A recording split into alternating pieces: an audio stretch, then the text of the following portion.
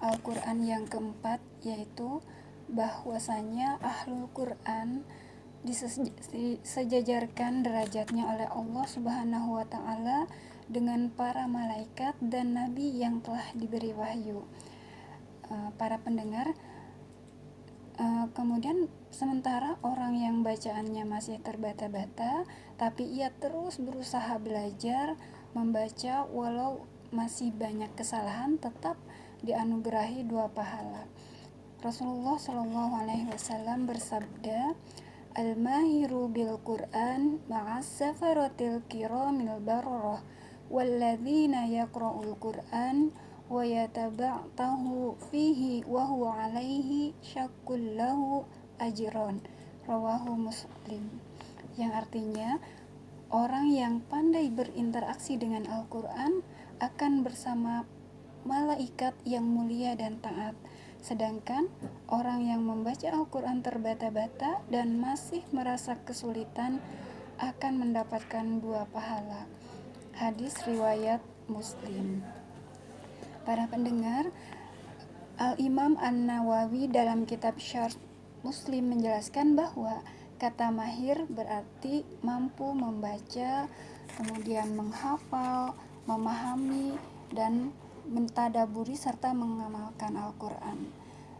Tentunya pribadi yang seperti ini sangat-sangat diperlukan dalam masyarakat kita, karena mereka berfungsi sebagai pencerahan hidup Islami di tengah-tengah kita.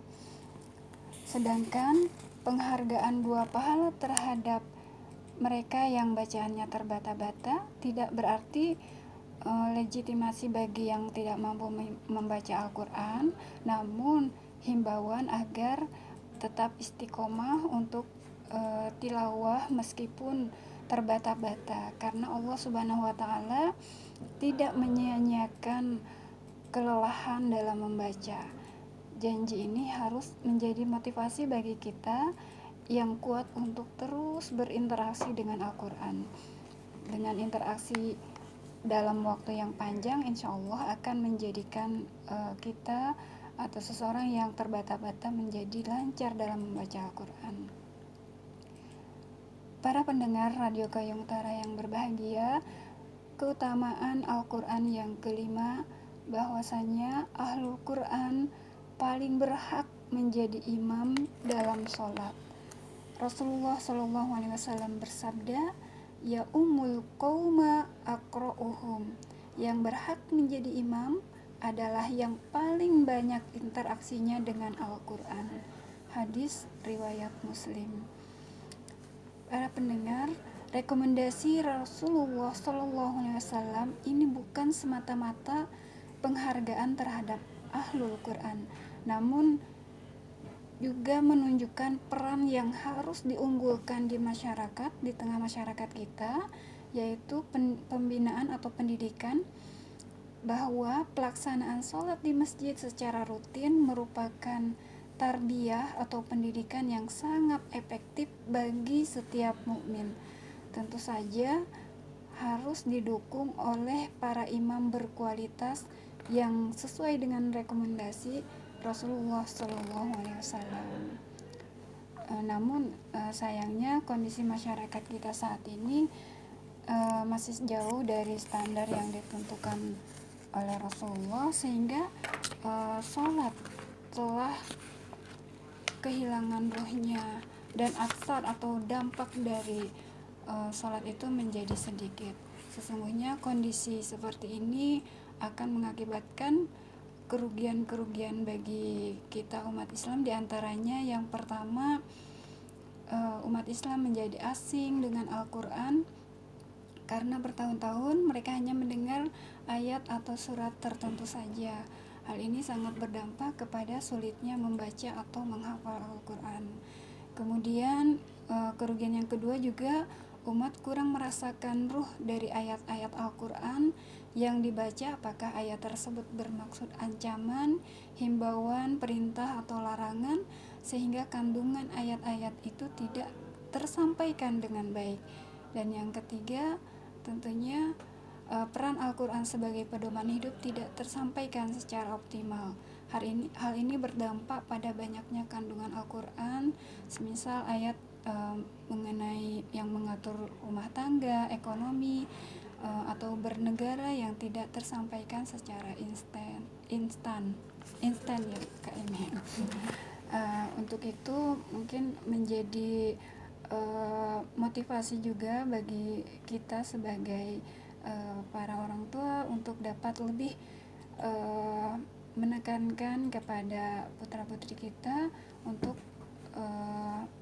lebih rajin lagi belajar Al-Quran, apalagi di Kayong Utara sudah banyak pondok-pondok yang mengkaji Al-Quran, yang menghidupkan menghafal Al-Quran ya Kak Emi. Baik, para pendengar, yang keenam, keutamaan dari Ahlul Quran. Yang keenam, keutamaan dari Al-Quran, yaitu bahwasanya Ahlul Quran adalah orang yang selalu mendapat ketenangan dan rahmat, naungan malaikat, serta nama-namanya disebut-sebut oleh Allah Subhanahu wa Ta'ala. Hal ini diungkapkan dalam hadis Nabi riwayat Muslim, yang artinya, tidaklah suatu kaum berkumpul di salah satu rumah Allah atau masjid, membaca kitab Allah dan mempelajarinya di antara mereka, kecuali akan turun kepada mereka ketenangan, diliputi rahmat, dikelilingi malaikat, dan Allah Subhanahu wa Ta'ala menyebut nama-nama mereka di hadapan makhluk yang ada di dekatnya. Masya Allah, para pendengar, penghargaan di atas merupakan stimulan robbani agar kita semua mampu mengamalkan Al-Quran dengan mudah. Karena ketika manusia mau mempelajari wahyu Allah, maka itu merupakan indikasi keimanannya terhadap kebenaran Allah melalui firman-Nya. Sebaliknya, jika keimanannya kepada Allah tipis dan lemah, maka manusia tidak akan siap melakukan kegiatan apapun yang terkait dengan Al-Quran. Jangankan disuruh mengamalkan, sekedar membuka mushaf saja tidak akan dilakukan. Selanjutnya, para pendengar, kegiatan membaca dan mempelajari Al-Quran akan membangun keimanan yang semakin kuat, sehingga Allah menjadi zat yang paling dicintai dalam hidupnya. Al-Quran akan menyirami hati kita yang gersang dan menjadikan lembut serta sensitif terhadap teguran-teguran Allah Subhanahu wa Ta'ala. Kondisi inilah yang akan mengantarkan manusia kepada kesiapan merealisasikan Al-Quran dalam kehidupannya. Kemudian para pendengar Radio Kayong Utara yang berbahagia, keutamaan Al-Quran yang ketujuh yang diberikan di dunia oleh Allah Subhanahu wa Ta'ala, yaitu bahwasanya Ahlul Quran adalah orang yang mendapatkan kebaikan dari Allah. Seperti dalam hadis Rasulullah SAW, hadis riwayat Bukhari, khairukum man ta'allamal Qur'an wa 'allamah, yang artinya, sebaik-baik kalian adalah yang mempelajari Al-Quran dan mengajarkannya. Kebaikan berarti keberkahan, dan hidup yang berkah adalah hidup yang aktif bersama Al-Quran, aktif belajar dan mengajar. Keduanya harus seimbang, karena dalam hadis tadi huruf waw menunjukkan pekerjaan yang dilakukan secara bersamaan, bukan dengan huruf fa atau suma yang artinya kemudian.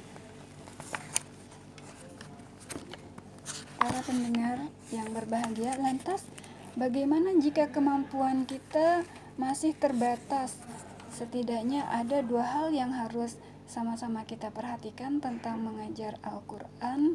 Yang pertama, mengajar berarti menyampaikan, sehingga secara teknis tidak harus dalam bentuk formal dalam jumlah banyak. Mengajar satu orang pun, baik misalnya kepada putra-putri kita, atau mungkin keponakan kita, atau mungkin istri atau suami kita, itu sudah berarti mengajarkan. Untuk itu kita jangan beranggapan bahwa mengajar adalah sesuatu yang rumit dan harus terkait dengan institusi, karena hal itu hanya akan menghambat percepatan proses pengajaran Al-Quran. Semangat mengajar seperti inilah yang dapat bermisi dakwah ke masyarakat. Rasulullah SAW bersabda, la ayyahdiyallahu bika rajulan wahida khairun laka min humurin na'am, yang artinya sesungguhnya hidayah Allah yang turun kepada seseorang karena dengan usahamu adalah lebih baik bagimu daripada engkau memiliki onta merah atau kendaraan mewah. Jadi ketika seseorang yang kita sampaikan ilmu Al-Quran dapat memperbaiki Al-Qurannya, dan pahalanya bagi kita yang mengajarkan melebihi dari unta merah atau kalau sekarang kendaraan mewah seperti itu. Kemudian yang kedua, mengajar Al-Quran yang ideal memang tentunya seharusnya disampaikan oleh orang yang memiliki kemampuan optimal. Namun jika di lingkungan kita belum ada seseorang yang siap mengajarkan Al-Quran, mungkin baru kita misalnya, maka wajib bagi kita untuk segera menghapus buta huruf Al-Quran di lingkungan kita. Dengan konsekuensi tentunya kita harus semakin meningkatkan kualitas bacaan kita. Ibaratnya jika misalnya tetangga kita kelaparan dan kita tidak memiliki apa-apa kecuali nasi, maka secara logika pasti kita akan memberikan tanpa harus kita mempunyai lauk pauknya 5 sehat 4 sehat 5 sempurna seperti itu. Itu mungkin Mbak Emi dan para pendengar Radio Kayong Utara yang berbahagia, 7 keutamaan Al-Quran yang akan Allah berikan tunai di dunia, dan tentunya ada beberapa lagi keutamaan Al-Quran yang akan Allah berikan di akhirat seperti itu. Baik, terima kasih banyak. Saat ini semua sudah